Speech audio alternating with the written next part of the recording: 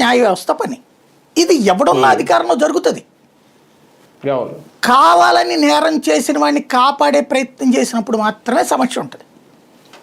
కాకపోతే జగన్ టైంలో అట్లా జరిగిన న్యాచురల్ క్రైమ్స్ని పొలిటికల్గా చిత్రీకరించారు. వాటన్నిటి జగనే డ్రగ్స్ అమ్మిస్తున్నాడు, జగనే గంజాయి అమ్మిస్తున్నాడు, జగనే వీటిని ప్రోత్సహిస్తున్నాడు అన్న టైపులో ప్రచారం చేసుకొచ్చారు.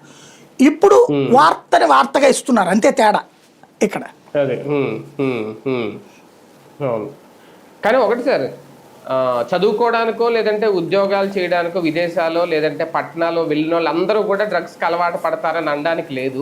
కానీ వెళ్ళిన వాళ్ళని ఈ డ్రగ్స్ ఉచ్చులోకి దించేందుకే ఒక ముఠా పనిచేస్తుందా అన్నట్టుగా ఉంది. దాన్ని ఎందుకు కంట్రోల్ చేయలేకపోతుంది ఏ ప్రభుత్వం అయినా? అంటే మీరు ఇక్కడ ఒక్క విషయం ఆలోచించాలి.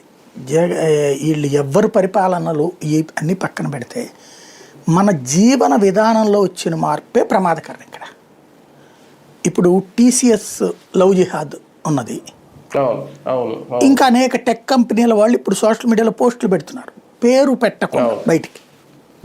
ఇక్కడ సమస్య ఏంటంటే ఇదివరకు ఒక షీల్డెడ్ ఫ్యామిలీ లైఫ్ ఉండేది అని మనకి ప్రచారం చేశారు.